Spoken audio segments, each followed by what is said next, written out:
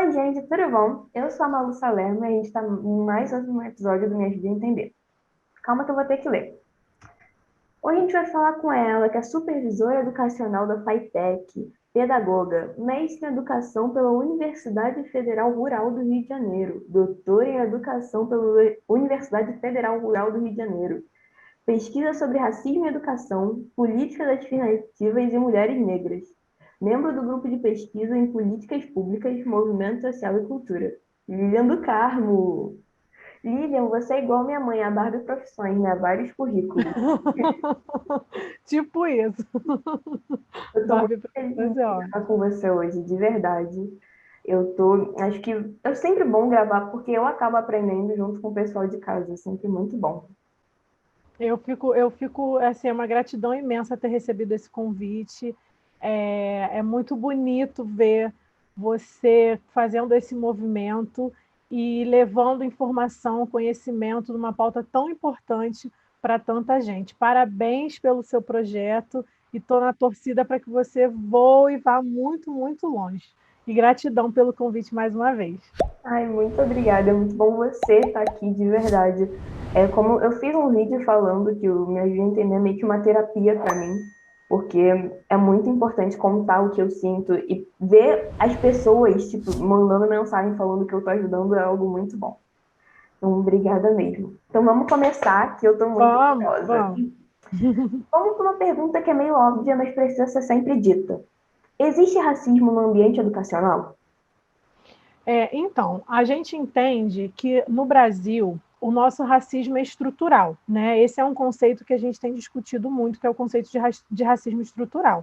E aí, enquanto estrutura, ele vai estar presente digamos, em todas as instituições de convivência que nós temos, né? Então, ele vai estar presente na nossa instituição religiosa, na nossa família, no nosso grupo de amigos, e óbvio que a escola não ia estar fora como instituição.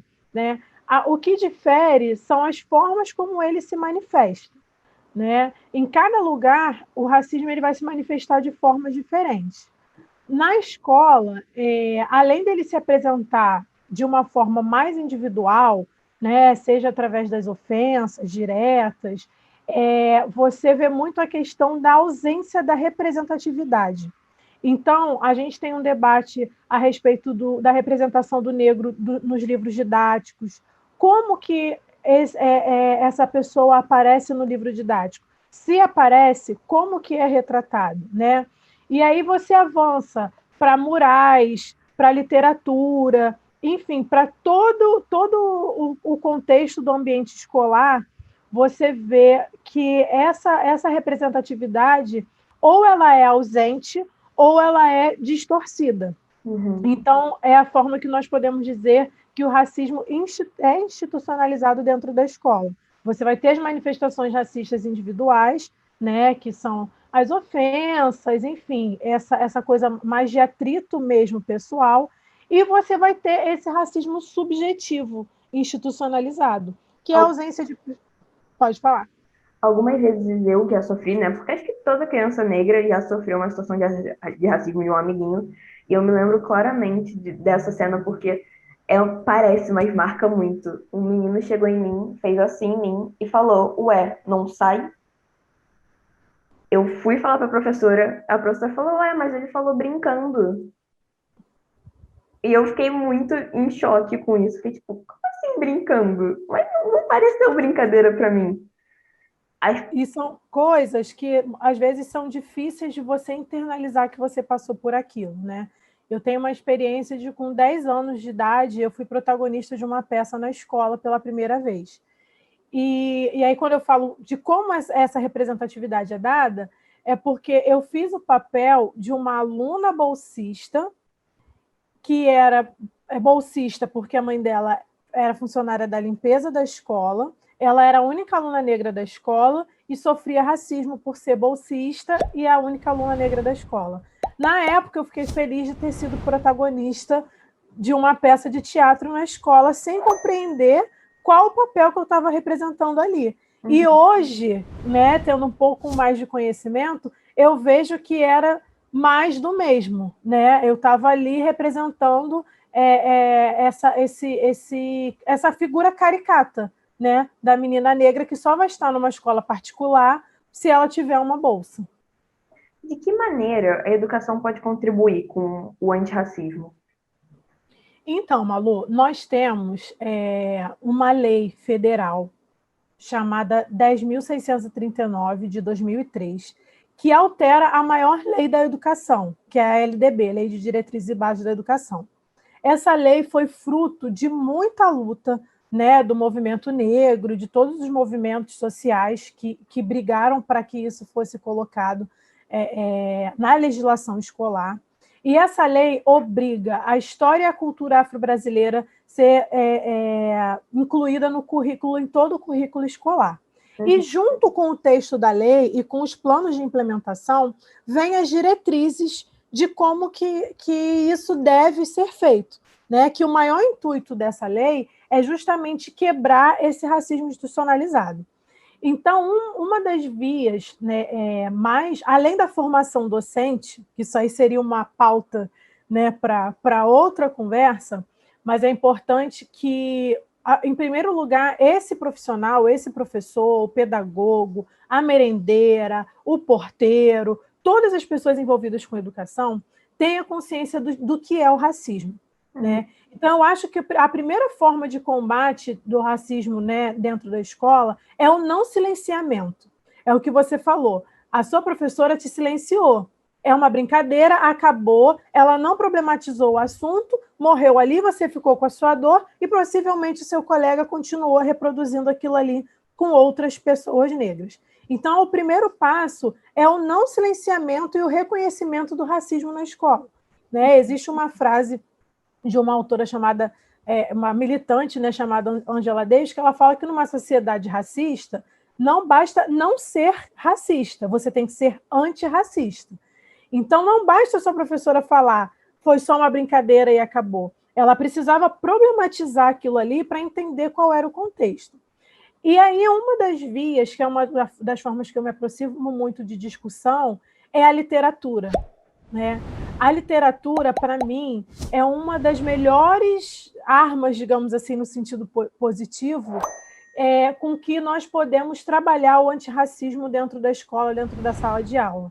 É através da literatura que a gente consegue passar conceitos, personagens, desconstruir estereótipos sobre cabelo, sobre a religiosidade, sobre danças, sobre a cultura em geral, sobre profissões.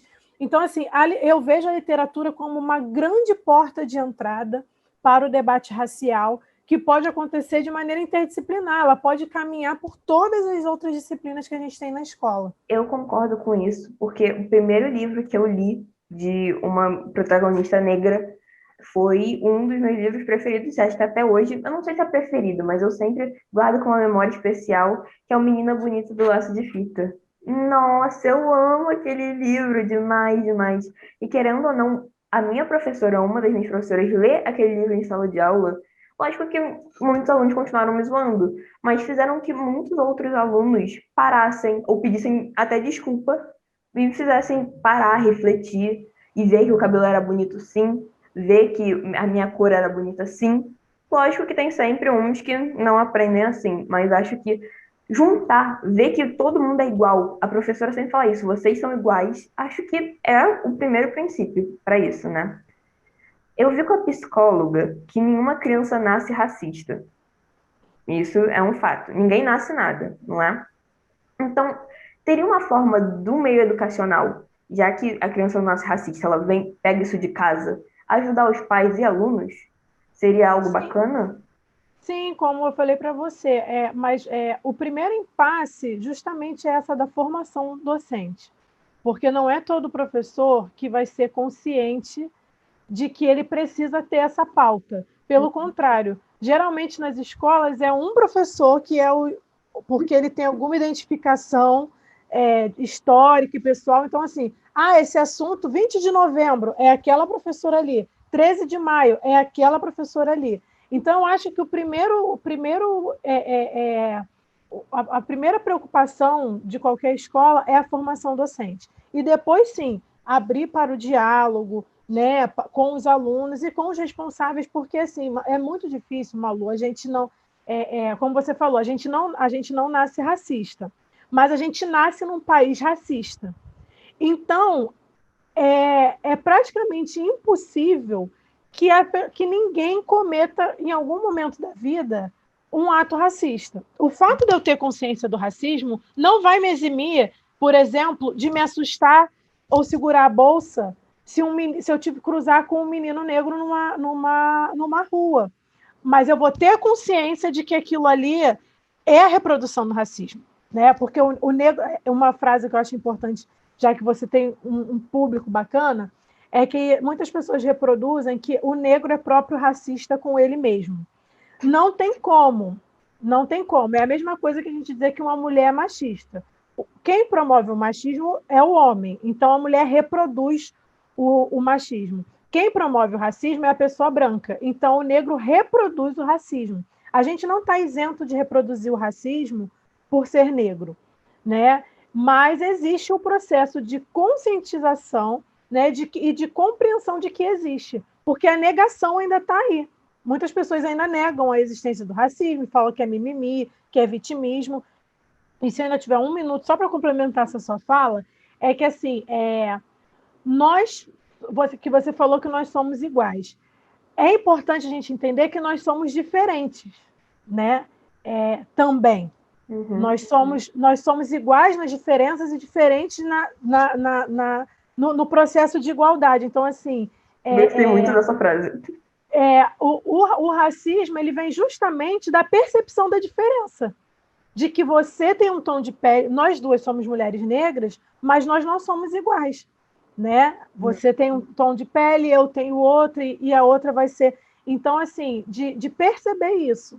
Nós somos iguais em alguns aspectos, diferentes em outros, e é essa diferença que precisa ser compreendida para que não haja racismo. Acho que essa última pergunta vai ser a minha preferida, porque é uma curiosidade minha em si. Eu sempre gosto de pesquisar antes de fazer um vídeo, e por mais que pesquisar na internet seja bacana, eu gosto de ver a opinião de outras pessoas sobre. Então, acho que o melhor lugar para isso é mesmo o Twitter, mesmo sendo uma zona meio tóxica, é bem legal para fazer isso. E aí eu vi um post de uma pessoa mais velha falando da nossa geração mimimi. Falando que antigamente era tudo melhor, que todo mundo se zoava. Se uma pessoa era gorda, a gente zoava que ela era gorda. Se uma pessoa era magra, a gente zoava que ela era magra. Se uma pessoa era negra, a gente zoava que era negra. E tava tudo bem, era brincadeira. Foi o que ele falou. Você se que essas pessoas que eram zoadas, mas mesmo assim todo mundo chamava de brincadeira, sofreram ou têm cicatrizes por isso? Todo mundo tem, né? Na verdade, assim, nenhuma forma de opressão ela deve ser considerada como brincadeira, né? Na verdade, como eu falei para você, na construção de sociedade que nós temos, a gente é ensinado a competir o tempo inteiro, né? A gente vive numa sociedade capitalista em que a competição é um dos objetivos sociais. Você precisa ser melhor, ter o melhor salário e tal. E como que é uma das formas que as pessoas usam para diminuir as outras e se sentir superiores? Usando características físicas e, como você falou da psicóloga, pegando no ponto fraco, né? Então, se eu sei que você tem um ponto fraco, para eu crescer em cima de você, eu vou usar do seu ponto fraco. E aí não existe brincadeira que ofenda ninguém. Não existe isso. Tem uma frase que eu vi num meme assim, que é o racismo sempre existiu, só que agora ele está sendo publicado, filmado e postado. Então, a gente, da mesma forma que a gente é ensinado a competir, a gente é ensinado a calar, né? Como você falou, das dores. A gente é ensinado a entubar tudo e conviver ali com aquelas questões. Quantos adultos problemáticos a gente não tem hoje, depressivos, com várias questões psicológicas, que são resquícios lá dessa infância, né? Onde as pessoas guardam, e isso fica num lugar aqui do coração. Hoje a gente usa muito o termo gatilho, né? Uhum. Que algumas coisas vão ser gatilhos para levar esse adulto lá para uma infância. Então, assim, não existe nada que possa ser considerado brincadeira. Né? E outra frase também que eu gosto muito é: mimimi é a dor que não dói em você, né? Que dói no outro. Então, existe um autor chamado, deixa eu colar aqui, Adilson Moreira, que ele escreveu um livro chamado Racismo Recreativo, e que ele vem falar justamente dessa forma que nós fomos acostumados a aceitar o racismo através do que as pessoas nomeiam como brincadeira. Só que não é confortável, não é engraçado, né? E eu aprendi uma coisa que me deixou muito assim, a usar o não entendi. Vou ensinar para você, para os seus seguidores. Quando alguém faz o que é uma suposta piada, né, que eu não gosto nem de dar esse nome, racista, machista ou homofóbica, você pede para a pessoa se explicar. Fala assim: ah lá, fulano, vou dar um exemplo, ah lá, tinha que ser preto. Aí você fala assim: por quê? Não entendi o que você quis dizer com isso. A pessoa ela não sabe. Então, eu aprendi a não discutir mais. Eu não debato mais, eu só pergunto assim: não entendi, me explica. Nossa, meu objetivo é chegar na sua plenitude, que eu ia sair dando expor, ia sair gritando, falando, olha só. Depende da pessoa, depende da pessoa.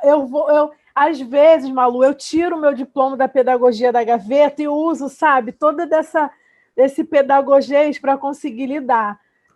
Mas quase sempre é no ataque. Mas depois que eu aprendi esse não entendi, não entendi, você me explica? Uma vez, uma pessoa muito querida falou assim, pegou um prato para uma colega e falou assim: olha, escrava branca é mais cara.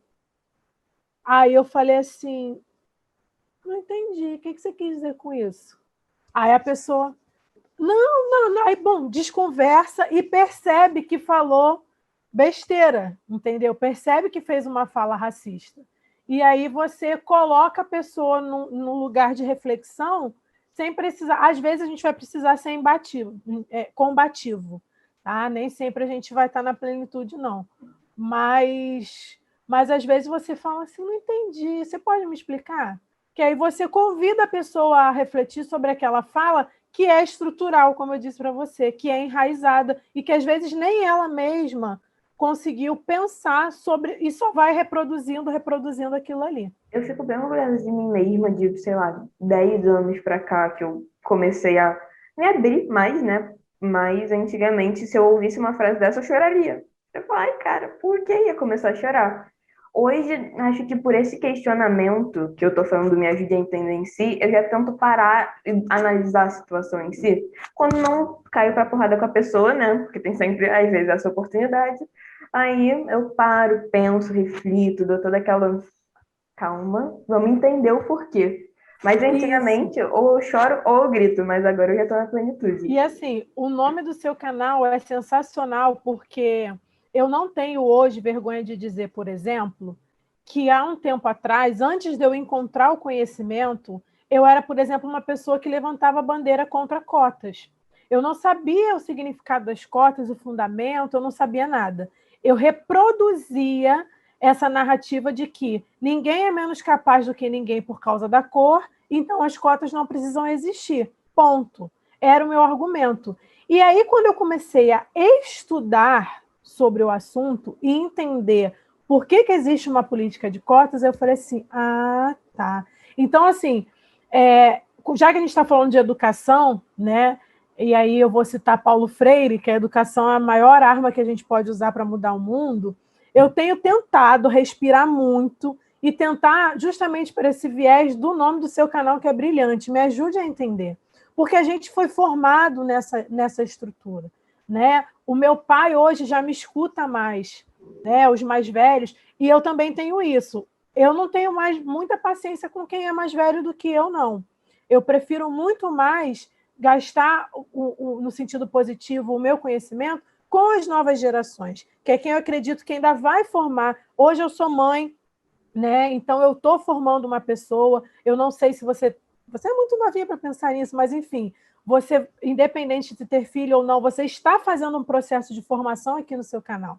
O que você está fazendo é formação, é educação.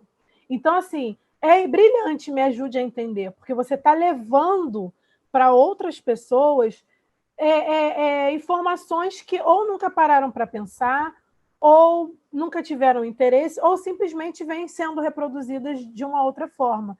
Então, a educação sempre vai ser a melhor forma de diálogo e de abertura de mente para quem também quiser ouvir, porque tem gente também que não quer escutar, e aí a gente também se esforça pouco com essas pessoas. Muito obrigada, amei muito gravar com você, de verdade. Espero que a gente possa gravar mais em outras oportunidades, porque acho que esse é um tema muito grande. E então, eu espero que a gente grave outras vezes, pegando outros assuntos, porque é muito engraçado como esse assunto tem vários mini assuntos dentro. Então, eu espero que a gente grave junto. Muito obrigada mesmo. Foi muito importante esse vídeo para mim. Eu que agradeço muito, obrigada a você, obrigada a Luciana pelo convite e parabéns, parabéns, parabéns. Eu só tenho a te parabenizar e torcer para que você se fortaleça muito, porque a gente precisa estar forte para seguir nessa luta que não é mole. Quando você chegar lá com a minha idade, você já vai ter muito. Você falou do meu currículo, você começando com a sua idade, minha filha. Quando você chegar na minha, ó, vão ser 3 páginas aí para ler. Pode esperar, pode esperar. Então, gente, muito obrigada. Muito obrigada por assistir o vídeo até aqui. Deixa o like, comenta se você gostou e se inscreve no canal. Beijinhos!